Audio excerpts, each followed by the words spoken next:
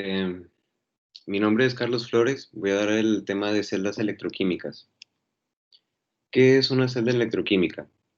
Esta está compuesta de dos celdas, dos disoluciones en su respectiva celda.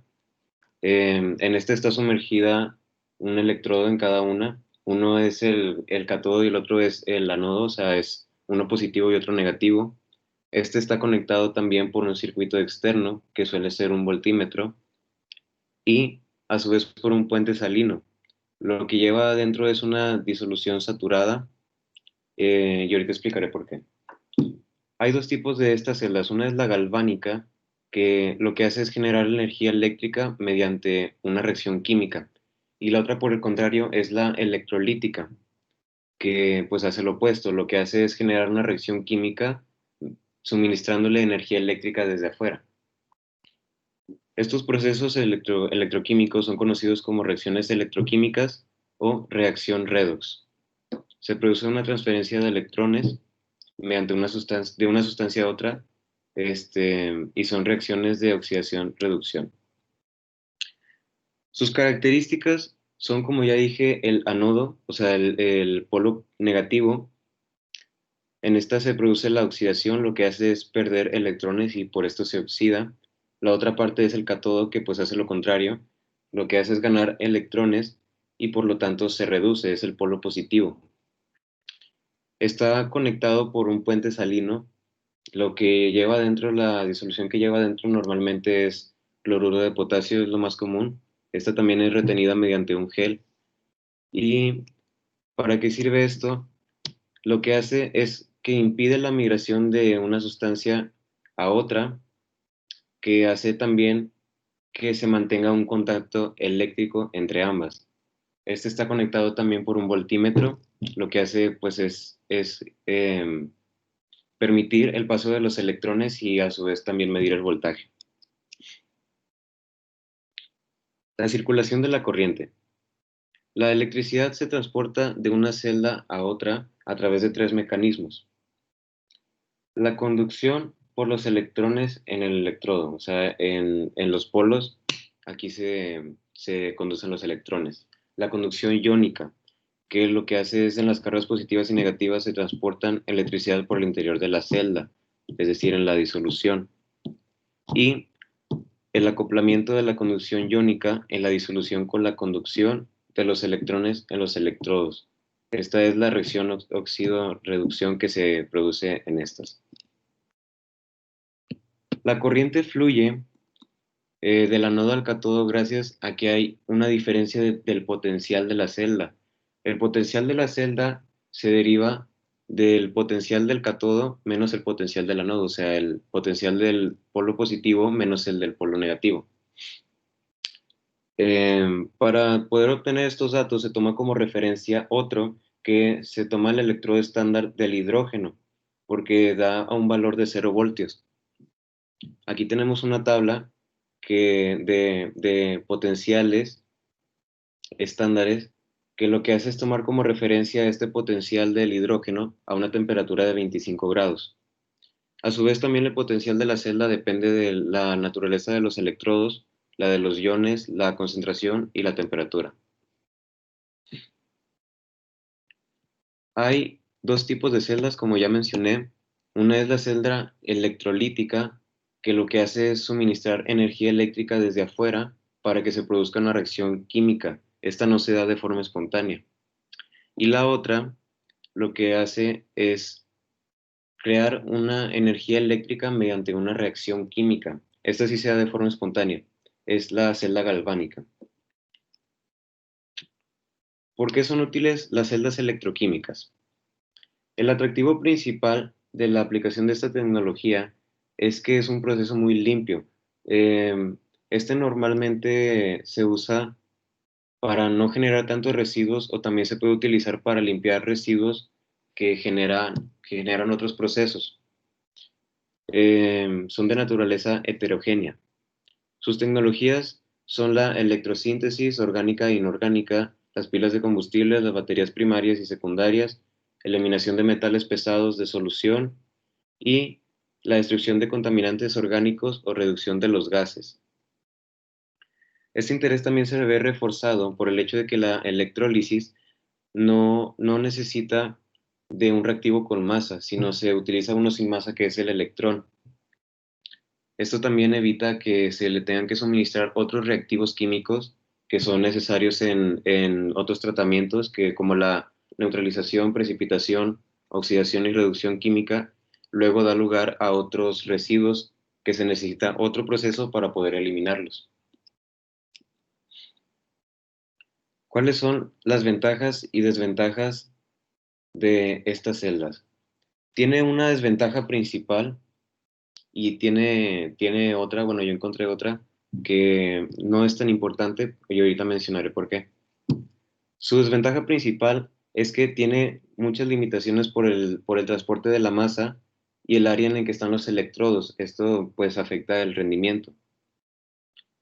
Sus ventajas, en cambio, pues son varias. Aquí tenemos una de las principales, la versatilidad. Se pueden hacer un montón de procesos en estas celdas. Algunos de ellos son la oxidación directa o indirecta, la reducción, funcionalidad de biocidas, tratamiento de pequeñas o grandes cantidades de contaminantes, separación de fases, concentraciones o diluciones. Otra de las ventajas de la energía es que se produce una eficiencia. Esta es ideal para la destrucción de contaminantes orgánicos. Eso se da en lugar de la incineración térmica.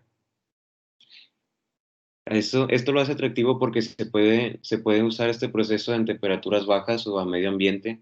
No es necesario tener una temperatura muy alta. Pero esto a su vez también representa una desventaja porque hay muchas pérdidas energéticas por la no homogénea distribución de la corriente, la caída de la tensión y otras reacciones secundarias. Esta desventaja no es en realidad muy importante o no es algo muy primordial porque esto se puede minimizar debido al diseño de las celdas. Entonces, pues no representa tampoco un inconveniente demasiado grande. Otra de las ventajas que tenemos es la posibilidad de la automatización. Esto pues se puede hacer un proceso automático. Se trabaja con variables como el potencial del electrodo y el de la celda. Y otra pues es la rentabilidad. Son diseños bastante simples y que no requieren de un costo muy alto. Los residuos. No voy a hablar mucho sobre los residuos que se producen en este proceso, sino de cómo se aprovechan. La electrosíntesis posee la versatilidad, como mencioné, que se emplea como una tecnología preventiva, o sea, no, no genera demasiados residuos, sino por el contrario los minimiza. Y también se puede utilizar como una tecnología curativa, que lo que hace es de otros residuos los puede limpiar o puede reciclarlos, como también lo mencioné.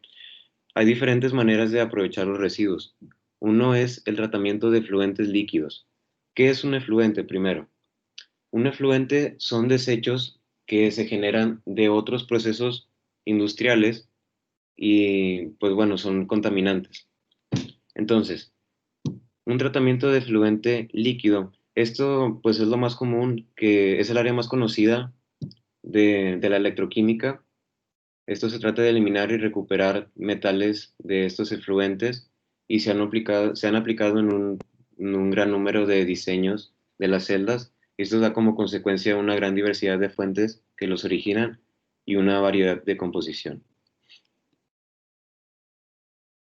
Otro que tenemos es el tratamiento de fluentes gaseosos. Aquí da como ejemplo el dióxido de azufre, que es el principal contaminante que crea la lluvia ácida. Esto pues se da gracias a la combustión de combustibles fósiles.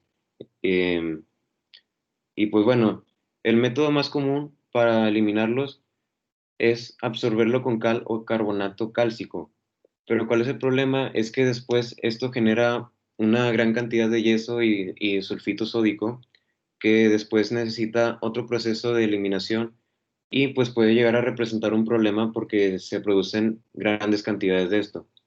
Por esto en Italia se desarrolló un nuevo proceso donde se utiliza bromo generado electrolíticamente a partir de ácido bromhídrico en una celda.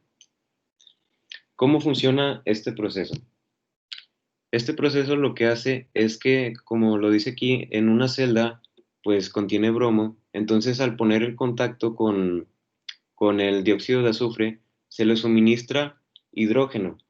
Esto da lugar al ácido bromhídrico y también al ácido sulfúrico. El ácido sulfúrico ya se puede aprovechar en otras cosas. Yo tengo entendido que se puede aprovechar para hacer fertilizantes entre otros productos. Y a su vez, el ácido bromhídrico se puede separar este compuesto y se puede utilizar el bromo y el hidrógeno otra vez en otro proceso. Entonces, pues se aprovecha completamente todos los residuos que se dejan. La purificación del aire. Los métodos convencionales para el tratamiento se suponen de la transferencia de estos utilizando carbón activo o disoluciones acuosas. Esto pues obviamente da lugar a más contaminantes que pues requieren procesos para eliminarlos o minimizarlos. Y actualmente por esto se está usando un electroincinerador. Esto destruye los contaminantes in situ. ¿Qué significa in situ? Que se destruyen en su lugar de origen. Sí, entonces pues esto evita pues que haya más contaminantes y también reduce bastante los costos.